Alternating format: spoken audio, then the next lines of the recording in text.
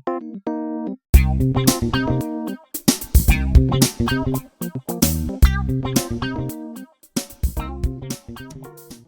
मित्र, जय मसीह की। आशा करता हूं कि आप स्वस्थ हैं, आप मस्त हैं और आप प्रभु के कार्य में व्यस्त हैं। प्रिय मित्रों, आज हम निर्गमन की किताब है और उसका 10वां अध्याय है और उससे कुछ बातें हम करेंगे। यहाँ पर टिड्डियों के आक्रमण को देखा गया है। ये 8वीं विपत्ति के ऊपर हम बातचीत कर रहे हैं और यहाँ 10 के 7 पद को हम देखने वाले हैं।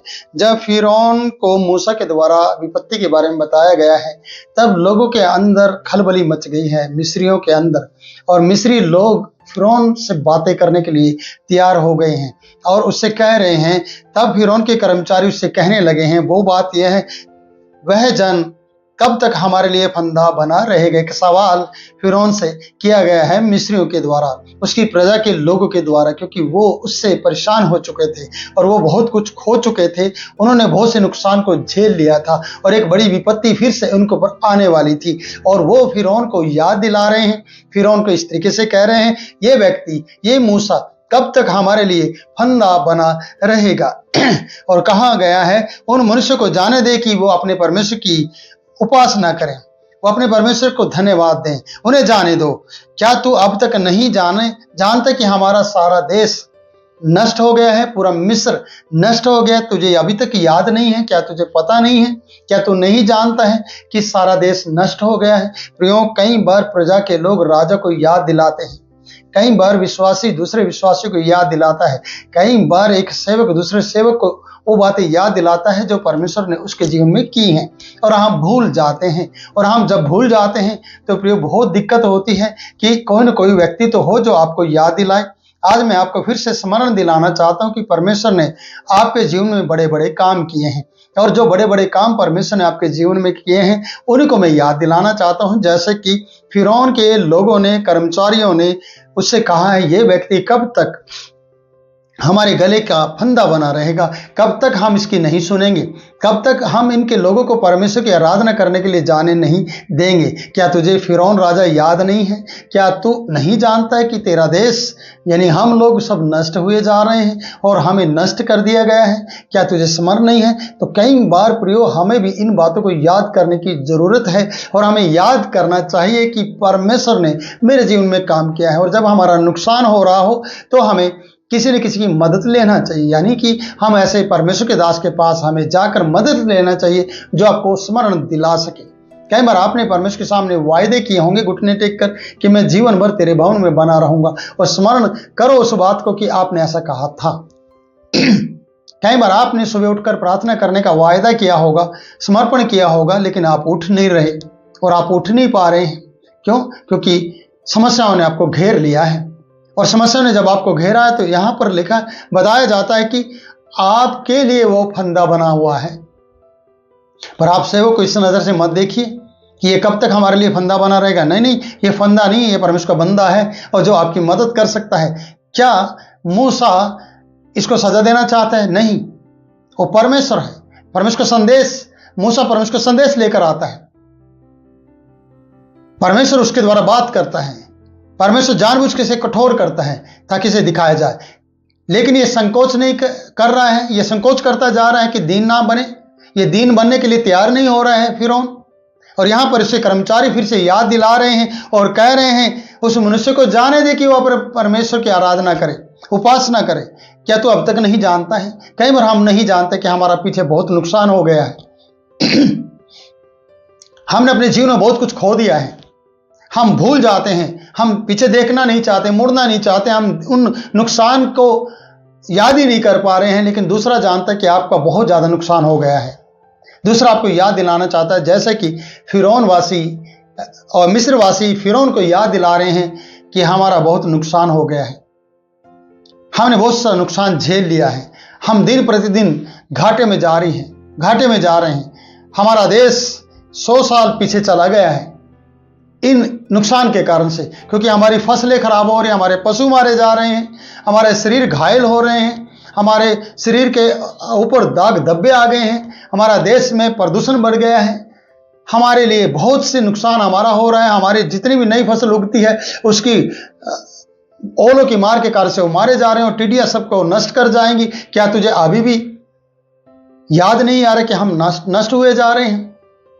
प्रियो, यहां पर फिरौन के लोग उसे याद दिला रहे, उसके कर्मचारी उसे कह रहे हैं। लेकिन आगे बढ़ते हैं, लिखा है उसे याद दिलाया गया, उसे समझाया गया फिरौन को कर्मचारियों के द्वारा। और पद 8 हमें इस प्रकार से बताता है, तब मूसा और हारून फिरौन के पास फिर बुलाए गए और उनसे कहा, चले जाओ अपने परमेश्वर यहोवा की उपासना करो। परंतु वे जो जाने वाले हैं वो कौन कौन है? देखिए, इसमें ट्विस्ट है, इसमें भी एक चाल है। लोगों के कहने पर मान तो लिया, मूसा और हारून को बुला तो लिया गया और उन्हें जाने के लिए इजाजत भी दे दी है कि वो जाकर परमेश्वर की आराधना करें। लेकिन एक शर्त रख दी गई है, बताया जाए कि कौन कौन जा रहे हैं, कौन कौन हैं जो आराधना करने जाएंगे। आज क्या आपके लिए शर्त नहीं होती अपने घर में? हाँ, ये चला जाएगा, वो चला जाएगा, तू चले जाना, बस बाकी रहो यहीं पर, यहीं काम करो, एक ही जाकर परमेश्वर की आराधना कर लो। क्यों? ऐसा क्यों है आपके घर के अंदर कि एक ही व्यक्ति जाकर परमेश्वर की आराधना करता है? संडे के दिन आपका पति दिखाई नहीं देता, कई बार आपके बच्चे दिखाई नहीं देते, कई बार भाई आपकी पत्नी दिखाई नहीं देती परमेश्वर की आराधना उपासना करने के लिए। लेकिन यहां पर लिखा है, फिरौन की चाल देखिए, फिरौन का मन देखिए, फिरौन की कठोरता देखिए। फिरौन ये कहना चाहता है, ठीक है चले जाओ अपने परमेश्वर की उपासना करो, परंतु जाने वाले कौन कौन हैं? मूसा ने कहा, हम तो अपने बेटे बेटियों से और गाय बैल बकरियों और बच्चों और बूढ़ों सब के सब जाएंगे, बैल भी ले जाएंगे, गायें भैंसे अपना धन पशु सब कुछ ले जाएंगे। और यहां पर हम देखते हैं क्या कहा गया है, मूसा ने कहा, हम तो बेटे बेटियों भेड़ बकरियों गायें बैलों समेत वर्ण बूढ़ों से लेकर बच्चों से लेकर बूढ़ों तक सब के सब जाएंगे, क्योंकि हमें यहोवा के लिए पर्व मनाना है। जब परमेश्वर के आराधनालय में आते हैं ना प्रियो, हमें सब के सबको आना चाहिए। कौन नहीं आ रहा है, क्यों नहीं आ रहा है, ये जानकारी आपके पास है। आप समय बिताइए कि वो भी आए, आप लोगों को बताइए, प्रार्थना करवाइए और कहिए कि हमारा पूरा घराना उद्धार पाए, मेरा घराना परमेश्वर के आराधनालय में आए। और 2 घंटे, सिर्फ 2 घंटे बिताना होता है। यहाँ 3 दिन की यात्रा करना है परमेश्वर की आराधना प्रार्थना करने के लिए, ये ज्यादा है। और परमेश्वर के आराधनालय में जाके सिर्फ 2 घंटे बिताना है, 2 घंटे ज्यादा है। ये 3 दिन में 24, एक दिन में 24 होते हैं और आप जानते हैं कि कितने घंटे बताना है परमेश्वर के आराधनालय में जाकर, और सफर करना, यात्रा करना, और बहुत से प्रबंध करने हैं। लेकिन यहाँ आपको कोई प्रबंध नहीं करना, प्रबंध आपके लिए कर दिया गया है, सिर्फ घुटने टेकर प्रार्थना करना है। लेकिन हम उसके लिए भी तैयार नहीं हैं, तो फिर हम करेंगे क्या? यहाँ वचन बता रहा है कि इसकी चाल को देखिए। इसने कहा कौन कौन जाएगा बताओ तो सही। इसका मतलब है कि कुछ लोग चले जाओ, बस बाकी रहो, ताकि पीछे कुछ रह जाए, ताकि आपका मन पीछे की ओर लगा रहे। अगर आप अपने परिवार में अपनी पत्नी को छोड़कर परमेश्वर की आराधना करने जा रहे हैं, तो आपका मन घर की ओर लगा रहेगा कि आप अपनी पत्नी को छोड़कर आए, वो क्या कर रही है, कहाँ गई है, क्या कर रहे हैं, क्या उसने किया है, नहीं किया है। इन सब बातों का मन आपका पीछे लगा रहेगा जब आप पीछे कुछ छोड़कर आते हैं। और परमेश्वर के जन नहीं चाहते, परमेश्वर नहीं चाहता, मूसा नहीं चाहता कि किसी को पीछे छोड़ दिया जाए। एक बकरी तक भी छोड़ दी जाए तो व्यक्ति का ध्यान उस बकरी की ओर लगा रहेगा जो पीछे छोड़ दी गई है। इसलिए आज आपको छोड़ा, कुछ भी नहीं छोड़े गए पीछे जो परमेश्वर के सामने ना जाए। सोच के देखिए, परमेश्वर आपको प्यार करता है और आपको तैयार कर रहा है इस वक्त सभी लोगों को बुलाकर। इसलिए यहाँ पूछा गया है कौन कौन है जाने वाले, उसने सबको बता दिया, सब जाएंगे, सब कुछ जाएगा। हम भी जाएंगे, क्या करने के लिए? परमेश्वर की आराधना करने के लिए। और आगे हम पढ़ते हैं, क्योंकि हम तो परमेश्वर को पर्व मनाना है, मूसा ने ऐसा कहा है। 10 पद को देखते हैं, 10 के 10 को। उसने इस प्रकार से उनसे कहा, यहोवा तुम्हारे संग रहे, यदि मैं तुम्हें बच्चों समेत जाने देता हूं, देखो तुम्हारे मन में बुराई है।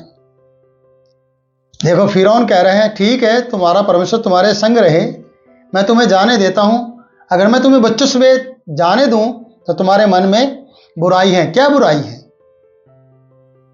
फिरौन को तो पता है ये लौट कर वापस नहीं आएंगे, और क्यों वो लौट कर आएंगे? तेरा काम करने के लिए, जो परमेश्वर के काम को करने नहीं देता, जो परमेश्वर के साथ जाने नहीं दे रहा है। ये जान गया है कि इनके मन में ये बात है कि हम लौट कर नहीं आएंगे। और फिरौन पहले से जानता है कि मैं अगर तुम्हें बच्चों समेत जाने दूं तो तुम्हारे मन में बुराई है। नहीं, ऐसा नहीं होने पाएगा। तुम पुरुष ही जाकर यहोवा की उपासना करो। और आगे लिखा है, तुम यही तो चाहते हो। वे फिरौन के सन्मुख से निकाल दिए गए। बस अभी भी उसको अधूरा छोड़ दिया गया कि बच्चों को छोड़ दो और तुम पुरुष ही चले जाओ। अगर तुम बच्चे भी ले गए तो तुम लौट कर नहीं आओगे, तुम्हारे मन में बुराई है। तुम यही तो चाहते हो कि हम पुरुष जाकर परमेश्वर की आराधना करें।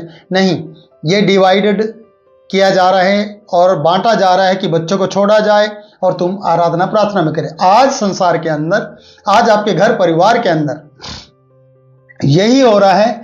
बच्चों को छोड़ा जा रहा है और बुजुर्ग आराधना प्रार्थना कर रहे हैं। याद रखिएगा, क्या ये यही नहीं है? क्या ये सच बात नहीं है? चर्च में आने वाले लोग ये तो बुजुर्ग होंगे या फिर महिलाएं होंगी या कोई भाई होगा, लेकिन उनके बच्चे गायब होंगे। यहां पर फिरौन कह रहा है, मुझे लगता है कि एक ऐसा लगता है जैसे शैतान की चाहत हो कि बच्चों को रख लो, जो युवा पीढ़ी है, जिससे तू अधिक काम करवा सकता है। और इनके बुजुर्ग अगर भागना भी चाहें तो भाग जाएंगे, वापस लौट कर आए या ना आए, लेकिन तेरे पास युवा पीढ़ी रह जाएगी। आज शैतान ने युवा पीढ़ी को अपने कब्जे में कर रखा है।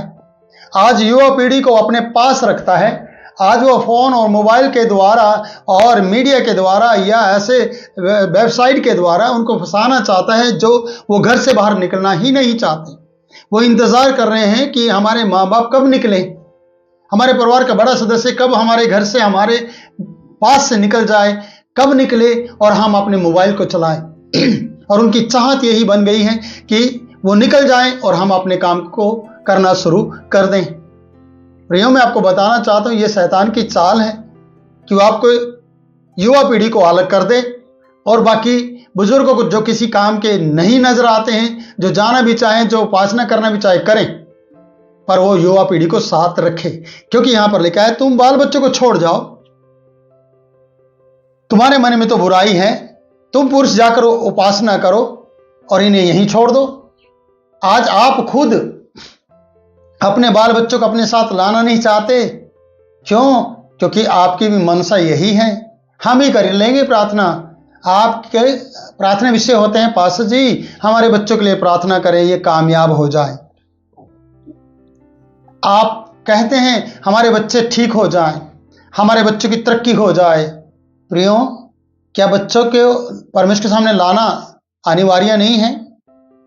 क्या आप और आपके बच्चे और आपका धन दौलत, आपकी सब चीजें परमेश्वर के सामने नहीं लाई जाए? लाना चाहिए। आज उपासना करने के लिए, आराधना करने के लिए सबको परमेश्वर ने बुलाया है। सिर्फ एक को नहीं, सिर्फ मूसा और हारून को नहीं कहा, सिर्फ बुजुर्गों को नहीं कहा। यहां पर मूसा कह रहे हैं बाल बच्चे जाएंगे, बच्चों से लेकर बुड्ढों तक जाएंगे, गाय भैंस और भेड़ बकरी तक जाएगी। कोई भी एक सुई तक भी हमारी इस देश में नहीं रहेगी जिसके को हम यहां छोड़ जाएं। क्योंकि जो चीज आप पीछे छोड़ कर गए उसमें हमारा मन लगेगा। जैसे यीशु मसीह ने कहा, जहां तुम्हारा धन होगा वहां तुम्हारा मन होगा। आज हम अपने लोगों के बीच में वो चीजें छोड़कर आते हैं, अपने घरों में वो चीजें छोड़कर आते हैं, जिसके कारण हमें घर लौटना होता है, परमेश्वर का घर छोड़कर। प्रियो, परमेश्वर का घर जितनी बार भी आप छोड़कर अपने घर की चिंता करेंगे ना, उतना आपके लिए काम बढ़ता चला जाएगा, उतने आप बिखरते चले जाएंगे, उतना आपका नुकसान होता चला जाएगा। मैं नहीं चाहता परमेश्वर का दास आपको इस तरीके से बात करे। परमेश्वर का दास आपको ये सिखाना चाहता है इस वचन के माध्यम से कि टीडियों के आक्रमण होने से पहले आप अभी भी अपने लोगों को इजाजत दें और अपने बाल बच्चों को, परिवार को कहें, अपने पति और अपनी पत्नी को कहें कि वो आए, परमेश्वर की आराधना करें और सभी जाएं और परमेश्वर को समय दें। अपनी दुकान छोड़े, अपना घर छोड़े, अपना परिवार छोड़े, अपने भाई बंधु, अपने रिश्तेदार छोड़े, अपनी मीटिंग्स छोड़े, अपने अजीज दोस्तों को छोड़ दें उस दिन और सब आकर परमेश्वर की आराधना करें और परमेश्वर के साथ अपना समय बिताएं। क्यों? क्योंकि वो दिन परमेश्वर की ओर से ठहराया गया है। वो दिन परमेश्वर की ओर से बनाया गया है। इसलिए उपासना, आराधना करने के लिए हर एक वस्तु की, हर एक व्यक्ति की जरूरत पड़ती है, चाहे वो बच्चा हो या फिर बुजुर्ग हो, चाहे आप हो चाहे कोई और हो। सबको परमेश्वर की आराधना करने का मौका मिल रहा है और आपको आना चाहिए परमेश्वर की आराधना प्रार्थना करने के लिए। तो प्रियो, यहां पर बहुत कुछ है और आगे 12वें पद को हम बाद में पढ़ेंगे, हमने 10-11 पद तक इस वीडियो को बनाया है, वो फिरौन के सामने से निकाल दिए गए। बात अभी भी अधूरी है, बात पूरी नहीं हुई है और यह अधूरापन बहुत कुछ नुकसान और घाटा लेकर आता है। तो इस वीडियो के माध्यम से आपको सीखना है कि जब भी आप परमेश्वर की आराधना प्रार्थना के लिए निकलते हो तो प्रयोग किसी भी चीज को या किसी भी व्यक्ति को जो आप परमेश्वर से प्यार करता हो या परमेश्वर के लिए जिसका जरूरी हो उसे लेकर आना, कभी भी उसे छोड़कर ना आना, नहीं तो नुकसान हो सकता है। तो प्रभु आपको आशीष दे। फिर मिलूंगा नई बात के साथ नई वीडियो में। तब तक के लिए आप हमारी वीडियो को लाइक करें, शेयर करें और हमारे चैनल को सब्सक्राइब करें। और मैं आपसे इजाजत चाहता हूँ। जय मसीह की।